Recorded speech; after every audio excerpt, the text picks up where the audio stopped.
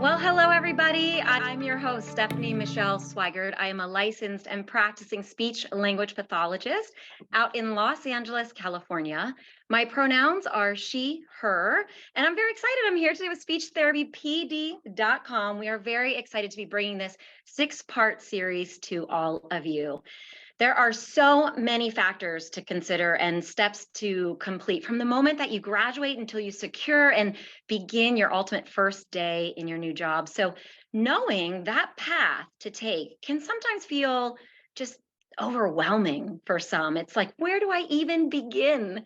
So, we are excited to bring this 6-part series, Roadmap from Graduation to CFY. And we are going to share strategies for each step of the journey from graduation day to that ultimate first day on your job in your CFY.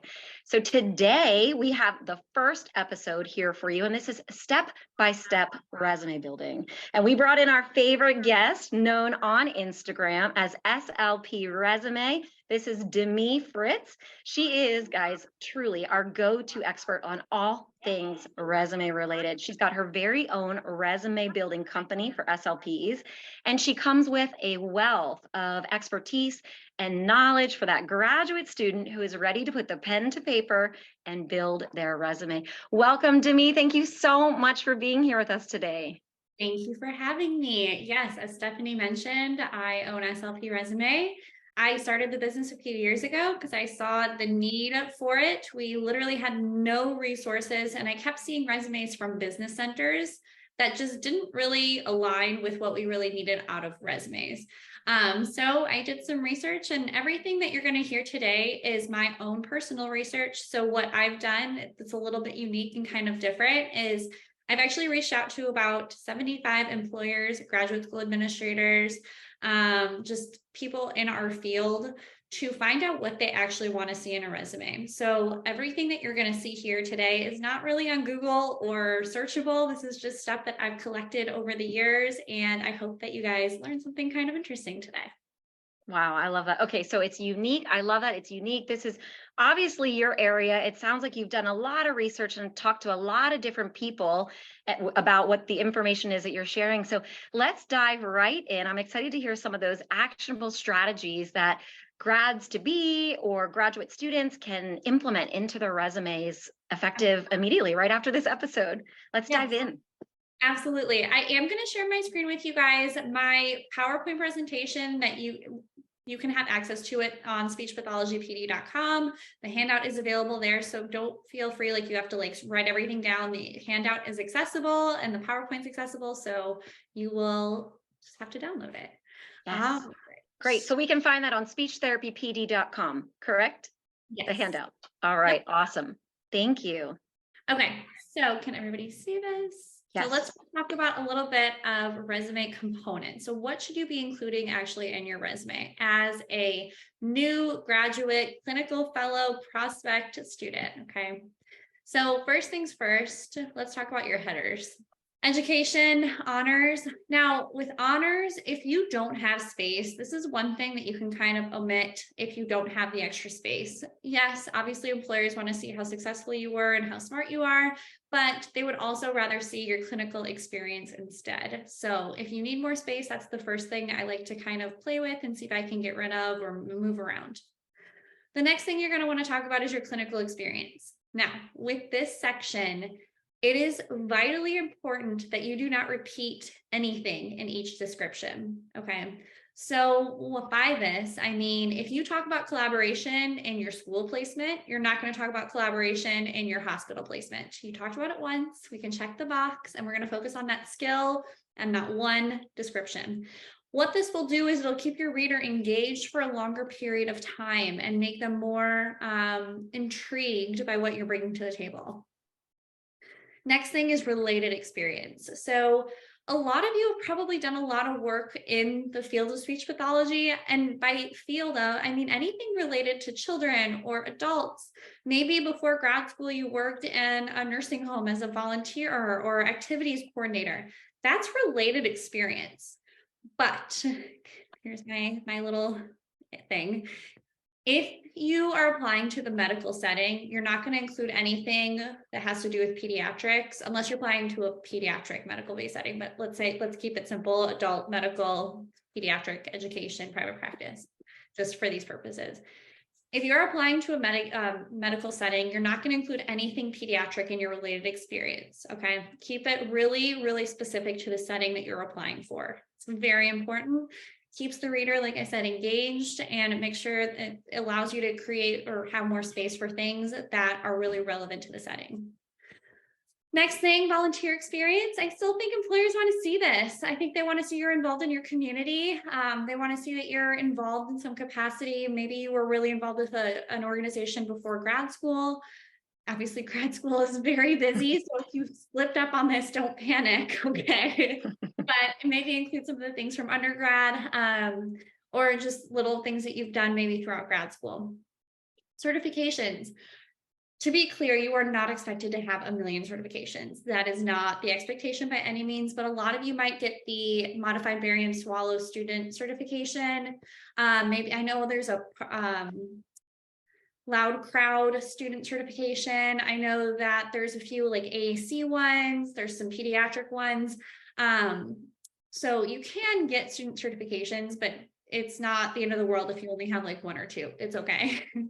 Any research you've done, and then sometimes I've had clients be SLPAs before they go to graduate school. So if those SLPAs have done professional development. So I always encourage you guys to include those development courses, or maybe at one of your practicums, you had a professional development course that you had to attend.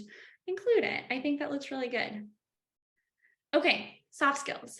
Now, the crazy thing about soft skills is I feel like it's one of those things that's obvious, but are oftentimes left out. But if you demonstrate in your resume, in your interview, that you have strong soft skills, you are 75% more likely to get a job over someone who did not demonstrate those qualities. Oh, so interesting. I know. Thank you. This is from monster.com. So this is not my personal research.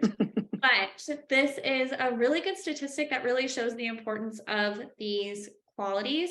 I do have a freebie on my website for this. If you sign up for my email template or for my email subscription list, you get this for free. And I think there's like 85 soft skills listed there. Lots of digging on soft skills, but it's really important to incorporate those into your resume. It really shows that the employer that you are going to be able to do the job well, not just because you're really smart, but because you can be on time, because you're organized, because you know how to connect with people. Those are all really important parts of our job as well. All right, other components. So evidence-based practices is one thing that people are often like thrown off by that I say to include. You guys, part of our job, a big portion of our job is including evidence-based practices into our therapy, right? So why wouldn't we do that in our resume too? So what I like to do is I don't overdo it either. Like I'd say maybe 3 to 4 evidence-based practices that are maybe like more well-known, and incorporate them into your resume. Can you give an example of 1 or 2 for the listeners? One that I just did today, the person that I was working with uses the SOS feeding strategy, or so it's like sequential oral something. Sorry, I'm having like a brain moment. I can't remember the last line. But so would PECS be an example if you use picture exchange? Yes. And actually, if you guys sign up with the stress-free resume with my services, you'll get a list of about 200 evidence-based practices and their correlated diagnosis. So you'll actually get to go through, there's a description for each one, and you can be like, oh, I did use that. I can use that here. Oh, I did use that. So it's a really benefit. It was a lot of work to make it. So it's free. It comes with the package. So it's one more thing that you're getting as part of that deal. As far as accomplishments, not responsibilities, this is my biggest error and my biggest pet peeve I see on resumes.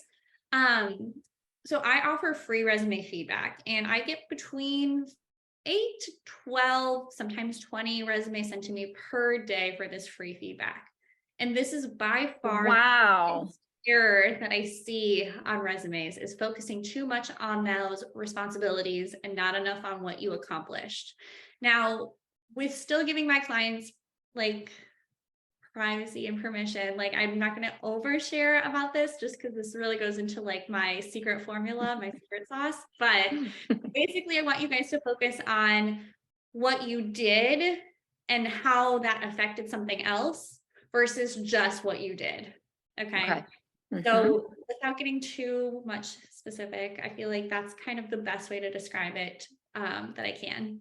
So rather than maybe saying I was responsible for a caseload of X number, you could say I supported my caseload with accomplishing their goals in whatever specific goals might be. Yeah, you could say something like increased data collection methods by using rubrics, progress monitoring tools, and I don't know, observations.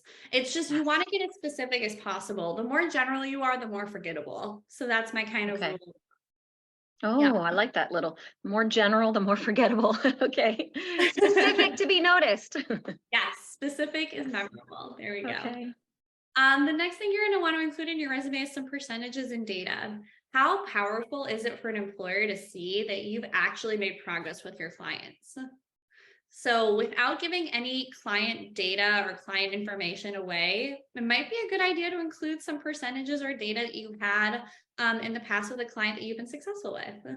Obviously, don't use one that maybe plateaued or didn't make as much progress, but if you have one that you're like, okay, I did a really good job on this one, go ahead and use one, okay? And then cover letter template. So other components of a resume include a cover letter or a letter of intent. With the cover letter, I think that shows more of a personal side of you, where the resume is more straightforward facts. So I always say to include a cover letter. I have one specifically for clinical fellows. So I actually made 3 different versions of it, one for clinical fellows, externs, and professional SLPs. So you have a lot of different options there to keep it going with where you are in your career. You've been busy. You have no idea. Thank you so much for all of this. This is wonderful. Of course. Okay. And then the last thing I kind of wanted to touch on is business resume components that are different for SLPs. Now, like I kind of talked about at the beginning, it is really common for me to see a lot of people who've sent their resumes into a business center and then they send them to me and I'm like, ooh, this one is at a business center for sure. The key differences, and I'm sure there's more, but I was trying to think of things earlier and I don't feel 100%. So I feel like my brain's a little foggy today and I'm like, but this is just kind of, what I came up with today. So first thing, including an objective statement. To be honest with you, objective statements are really for business people and business resumes, because when you send in your resume to a giant corporation, they are trying to figure out where you're going to go, right? So they almost need that objective statement to figure out, oh, she's applying for HR, oh, he's applying for the analytics center, he's applying for marketing, whatever it is. So they need that. But when you're an SLP, you have your C's or you have your CF SLP, that's your title, that's your objective statement. You want a job as a speech therapist. There's not going to be another job unless you want something different than a speech therapy job. Don't include an objective statement. It just takes up space and it adds 0 value to your resume. Oh, wow. Yes. That I did not know. There's actually a few tidbits I did not know about this, but I would not have guessed that. But that makes absolute sense. Totally. So instead of an objective statement, I include what I like to call like a summary of skills. And this is really just a place to really highlight and showcase those soft skills that I talked about earlier. And so that's kind of what I use instead. I think that's just is way more powerful and it's like way more meaningful for the employer. The next thing that I see a lot from business center resumes are 1-page only resumes. Now, SLPs are hustlers, okay? We work our butts off from undergrad to grad school to your clinical fellowship year. And 99% of the time, getting it all into 1 page, all of those clinical experiences, everything, it just doesn't always work. And I think we have this expectation that 1-page resumes are necessary, but to be honest with you, 1-page resumes are necessary for business people because they don't have as much experience as we do when we graduate from grad school. We have 3 to 4. I've had a girl with 7 clinical placements to fit onto a page. Like, that's just not reasonable and not realistic. So I'm over the notion that 1-page resumes are the expectation for our field. I think 2 pages is absolutely more than enough and standard. I've had maybe out of the 40 something employers that I've talked to, like 2 say that they prefer a 1-page resume. So as long as you don't like repeat yourself a whole bunch, 2-page resumes are very standard and okay in our field. Okay, noted. That's a good one. Yes. The next thing is black and white resumes. I personally like color. I think it makes your resume pop a little bit, and there's no harm to it. So you can kind of personalize it, make it a little more like pretty and eye appealing and catching. Business centers really encourage you to use black and white. But like I said, there's really no downside to using a little bit of color for our field, and it just brings a little warmth and happiness. And I even like to use specific colors because it coordinates with certain emotions. So I've done a little research on this because I'm kind of fascinated by this. Oh, okay. Blue is like a very like trusting and happy and warm color, and people really feel connected to it when they see it. So I often use blue. Same thing with like greens. They're very trusting, and relationship building is like the word that comes to mind for green. And so it's like, I'll use some greens, I'll use some blue. I don't do more than one color, just one color. But because we have some creative SLPs out there that might be getting all these colors going. There you go. Yes. So just stick with one color. If you're going to do blue, do blue. If you're going to do green, do green. But that's kind of my advice for that. Can I stop you there with one question for a second? Absolutely. With the black and white resume and incorporating a color? Do you recommend posting a picture? I've seen resumes sometimes where you see a picture of the individual, and then sometimes where people do not include that. And I was kind of wondering what your thoughts were on the picture component. Such a great question, and I'm so glad you asked that. Under no circumstances should you ever include a picture. Now, the reason for this might surprise you, and maybe it won't, but if a person sees your picture on the resume and they hire you, or maybe they don't hire you, that's a liability for them or for you. So if they hire you based on what you look like in any capacity, or if they don't hire you based on what you look like in any capacity, there could be a lawsuit there. So I really like to encourage 100% people, do not put your photos on your resumes. You just don't want to get in a situation where maybe, you know, you got hired because you're pretty, or maybe you got hired because you're, I don't know. I don't know. I don't even want to go into that, but like, you just don't want to do it. Okay. Go off your smarts, go off your intelligence, go off your work ethic. And you just really want to focus on all of that. So, okay. Next thing, 1 to 2 bullet points per description. Again, this is a business resume tip that I feel like just doesn't do justice for SLPs. I like to do between 3 to 6, depending on how relevant the experience is. There's very few cases that'll do more than 6 because I feel like that's overkill, but 3 to 6 is kind of my sweet spot because I just feel like that really gives a good representation of what you learned and what you accomplished at that center or that experience. So 1 to 2 bullet points for clinical externships is not enough ever. Okay. Yes. And Stephanie, do you have any other questions before I move on to the next little? No, this is great. So these are the things that would be more business oriented. Yes. And we would do the contrast, all of the tips that you shared. Exactly. Yes. Yeah, for sure.